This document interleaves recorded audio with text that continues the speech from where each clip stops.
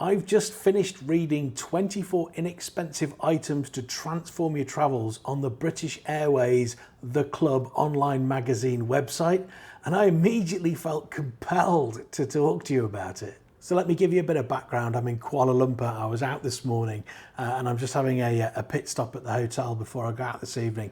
And in my inbox was a link to this article. So I've just sat here with my cup of tea reading it.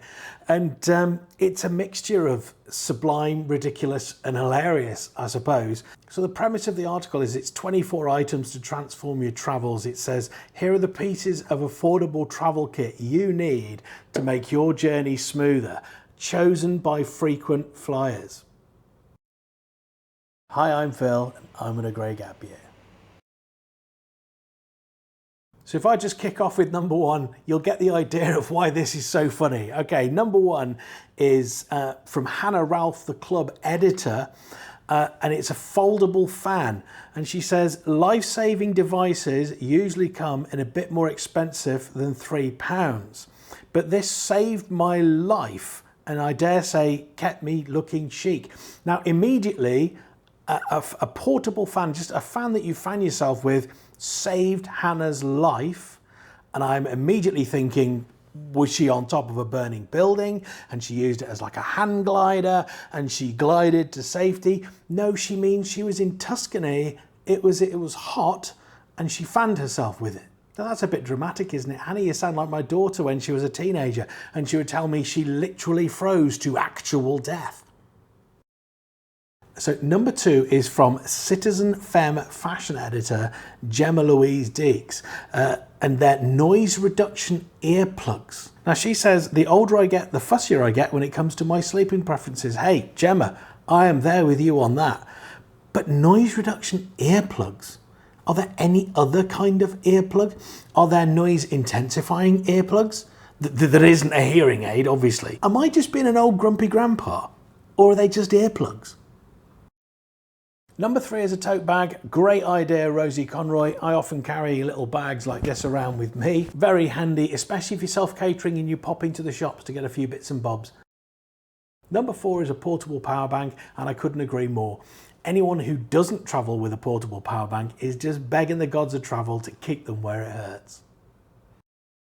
Piece of kit number five is a pen stylus, and this is from Nicholas Jaegergaard, who's a travel photographer and content creator. He says that my stylus is a little magic wand that makes flying more fun. It turns angry birds into a breeze, and it helps me add cool designs to my Instagram stories. I'm not sure if I'd travel with one. I think I'd worry about just annoying the people next to me.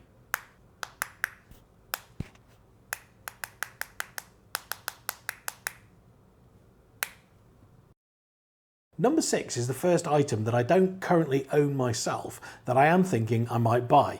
And that is, it says it's a waterproof wallet, but it's actually like a waterproof pouch that you could put your wallet in, or actually what I would use it for is to put my phone in. And that's what Ross Clark, who's a travel, food and wine writer, that's what he does. He says he often finds himself on the beach, but he's a bit clumsy with his phone and then ends up spending the evening trying to remove sand from the charging point. Now, I don't like beaches, and that's usually because I'm trying to remove sand from somewhere else. So this is quite a nice idea. I like this. And Ross actually says if you just put a bit of air in there when you're sealing it shut, it'll also float. So it's a nice idea and a nice product. Number seven is a mobile phone tripod, and that's recommended by, I'm going to try and get your name right, I hope I get it right, Julia Verdinelli. Now I have one of these. It's a selfie stick that has a tripod stand as well, and I use that for all of my selfies. But Julia says she also uses it when she's on the plane for watching TV on her phone. And this is where she and I differ. I use a different product for watching TV shows on my phone when I'm flying, and it's just this little gizmo here. It's just a little piece of plastic that just folds and opens up. So you just slot your phone into there and then you just put it on the tray table and you can just sit and watch it. It's absolutely brilliant. And these little plastic things, they're so cheap. They come in a pack of 5, so I kept one spare and just gave the other 3 away. Number 8 is the first product that really made me stop and think, and they're portable clothes hangers. Now these are recommended by freelance travel journalist Maisie Bovingdon, And she says, I never travel without portable coat hangers, which are compact, lightweight, durable and affordable. And essentially the issue is this: you get into your hotel room, you want to hang your clothes up, let all the creases fall out, but you've got 4 hangers and that might be between 2 of you. So then suddenly you got to scrap over coat hangers. But these actually look really good. So I'm definitely going to order myself some of these once I'm home. I'm going to try these out and I'll report back.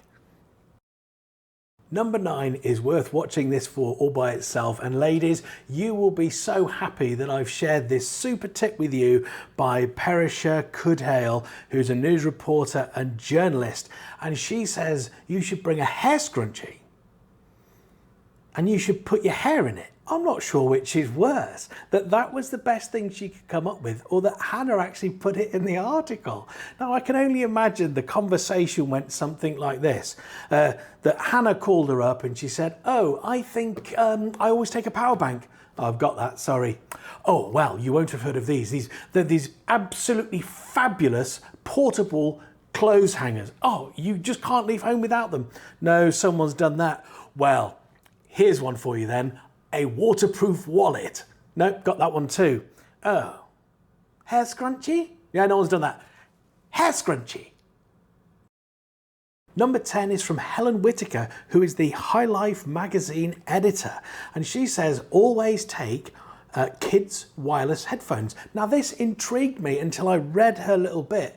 And she means for her own kids. But thinking about this, actually, I think I should carry kids' wireless headphones for the annoying brat next to me whose parents haven't brought him any. I'll just sort of get the Bluetooth headphones out of my bag. I'm just going to press that button there, mate. Don't you? No, you're all right. You keep watching that. Don't worry about it. Yeah, that's them paired. Pop them on with your sunshine. Number 11 is from First Officer Josh Knight, who says bring boiled sweets with you. He says, I always bring emergency snacks, especially on long flights. I love these Bonds of London rhubarb and custard sweets. And do you know what, Josh? I'm 100% with you. I love Bonds of London sherbet lemons. And one of the great things about Bonds of London sweets is they're individually wrapped. So I can have proper grandpa pockets, you know. Oh, sherbet lemon, Werther's Original. Number 12 is from Christina Brooks. She's a Heathrow in-flight lead cabin crew member. And she says, bring the Monopoly card game, Monopoly Deal with you. She says, hear me out on this. You're on a long flight with your travel partner. Neither of you can sleep. Pull out your Monopoly Deal and sit for hours playing. Before you know it, you're on the ground. Now, I've played some of these Monopoly card games and they are really fun. Now, as a solo traveler, I don't know if I'd get a lot of enjoyment taking it with me. But yeah, if it's you and one person, I think that is a really good tip. I think if there's 3 of you, you're gonna struggle to play 3 abreast or 4 abreast. But yeah, good tip, I like that one. Now 13 is a real beaut, and it's from Emma Raducanu, you know, tennis star Emma Raducanu. And she says she takes a milk frother with her. Now, I just want to remind you what the premise of the article is. It's, here are pieces of affordable kit you need to make your journey smoother. Your journey smoother. So can you imagine me in economy with my milk frother? The conversation might go a bit like this. Yes, I will have a coffee. Actually, I'll have a cappuccino. I'm sorry, you're in economy, sir. We don't have cappuccino. Well, can I have half a cup of black coffee and half a cup of warm milk? Warm milk arrives. Could you imagine the person sat next to me? I pull out my little portable milk frother. Milk flying everywhere. Oh my God. 14 is something that I don't think I've seen before, and it's a sun care stick. And this is from a travel writer and club correspondent, Emma Blackmore. And she recommends very specifically the Clarins Invisible Sun Care Stick SPF 50. So the idea is that instead of putting some sun cream in your hands and then rubbing it on your face, what you're actually going to do is carry a little stick and you just rub the stick on you and then you sort of finish it off. So your hands aren't too sticky at the end of it. I quite like that idea. It's very clever. Number 15 is to put a Bluetooth bag tracker in your luggage. And this is from Gold member Rupert Hector. And I'm 100% with you on this, Rupert. Now, I'm part of the Samsung ecosystem, so I've got Samsung tags, you might have Apple Air tags, but Rupert says he uses Tiles. Now, the one thing I'm not sure about with Tile is, how does a Tile update? Is it just users of the Tile app, and are there enough Tile users to keep my bags updated? So if my bag was in a storage unit somewhere, you know, up a mile or two from Heathrow, would there be enough Tile users to update that as it went up the motorway and back down to my house, which is what I did with my Samsung one, and I could actually watch it moving around. I'm not sure there's enough Tile users for it to do that. If you use Tile, do please let me know how you find it. Now, number 16 is from Emily Nathan, who's a travel journalist, and she says that she uses a phone strap. Now, when she says phone strap, she really means like a necklace. It's a big long strap, and then your phone sort of sits there like this, and then when you want it, it's here, and then when you're finished with it, you let go, and it kind of just hangs there again.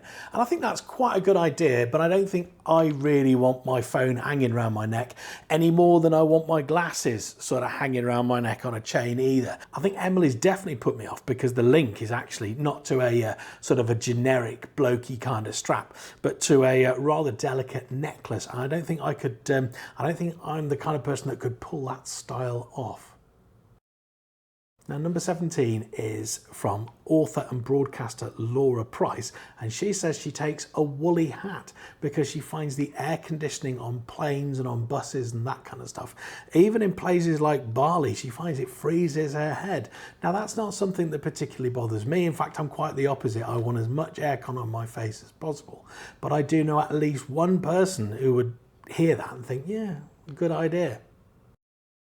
Number 18 is one that's commonly known, and that is to take a reusable water bottle with you. If you haven't heard anyone tell you this tip before, the idea is that you take an empty bottle through security, and then you find a water fountain so you can fill it up on the other side, and then you've got a bottle full of free water to take onto the plane with you.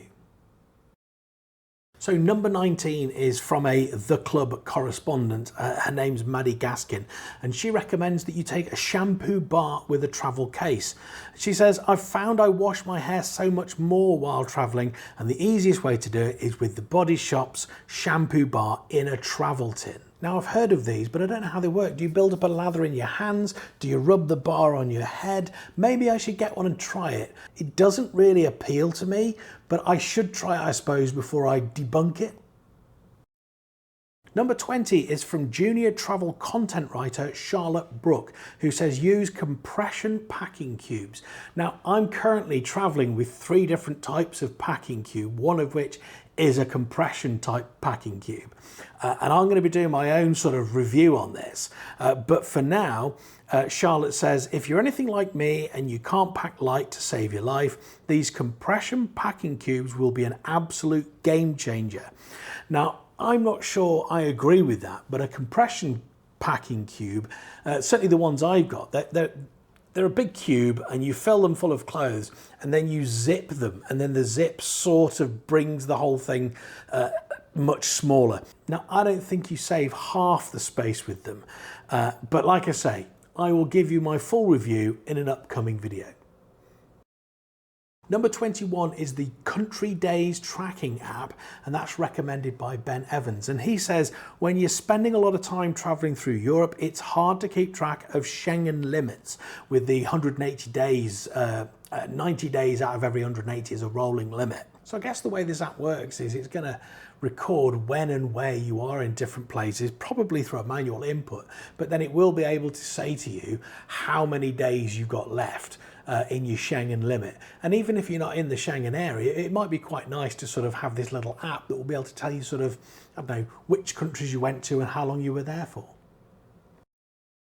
Number 22 is from researcher and travel journalist Justine Gosling, who says you should always carry a notebook for journaling. She goes on to say, holidays are about making lifelong memories, but how do we capture them? Well, for me, I record them on my video camera and then I put the video on YouTube. And Justine recommends that you get yourself a William Morris notebook, which is very fancy and about £5.50. So not going to break the bank, but I just carry myself a pucker pad, 200-page jotter, and I make all my notes in there. I think they're about 88p or something like that. Now, number 23 is from Cosmopolitan Commissioning Director, Catriona Innes. Now, I think you have to bear in mind the Cosmopolitan Commissioning Director as you hear this. She says you should always take a vintage poncho. Now, before I go any further, I am just going to show you a picture of this poncho. So that is the poncho that she says you should definitely take. Now, I bet she looks amazing in her vintage poncho, but I don't think that that is a look that I could actually pull off. And then I thought to myself, well, you don't have to get that poncho. You could get a different kind of poncho. And I thought, well, maybe I could get myself a Clint Eastwood style poncho. But then I think if I get that, I'd have to get the hat. And then maybe I'd need the boots. And no, I don't think I could pull that look off either. Number 4 is a neck pillow, and it's Izzy Fletcher, who's a frequent flyer, who recommends this. Now, lots of people like neck pillows, including Izzy Fletcher, who says it makes her long haul flights way more comfortable. And she has one that she can just clip onto a case. But for me, neck pillows, they just don't work for me. I don't like them at all. Now, I'll just show you a quick picture of the one that they have in the article. Now, I've actually got a neck pillow that looks a bit like this one in the article. It's quite a hard foam. It's not inflatable. And I don't like it at all. In fact, if you would like it, leave me a comment and maybe I'll do a prize draw or something and someone can win my old dusty neck pillow, but I'm not cleaning it and it will have my DNA on it. So actually, if I do give it away, you'd have to sign a disclaimer to promise that you won't clone me. So the problem I have with neck pillows, and particularly this type of neck pillow, is that it's this sort of quite firm foam, which is fine. It sort of gives you some support here, and if my head's going to go that way, it's supported, and if my head's going to go that way, it's supported, and if my head falls forward, it's supported as well. But what I've actually got is a big lump of foam at the back of my neck, and that sits on the headrest. So now I've got a gap between the back of my head and the headrest. So my neck is actually no longer supported if I want to go that way. Now that is the problem that I have with neck pillows. And most airlines these days have nice supportive little wings that you can sort of pull out. And that's how I support my head. So I see lots of people with neck pillows. Clearly lots of people love them. But for me, a neck pillow is just something I will never take on a plane. So that's the 24 inexpensive items to transform your travel, as told by the British Airways The Club Online Magazine. Any on there that you'd never heard of? Was there anything on there that you thought, yes, actually that would transform my travel? Which was your favourite? My favourite was definitely the milk frother. I'm tempted to get one of those and then take it onto a flight with me. I hope it isn't something you have to plug in, because that would just be even funnier. So thank you for watching. I hope you had a bit of fun and I hope you enjoyed the video. And if you did, do please give me a like and consider subscribing to the channel for more nonsense like this. So thank you for watching and thank you for joining me from Malaysia on my grey gap year.